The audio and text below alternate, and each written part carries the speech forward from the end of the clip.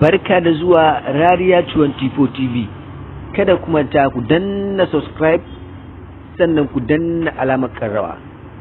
Yadda da min ɗora sabon bidiyo za a sanar da ku.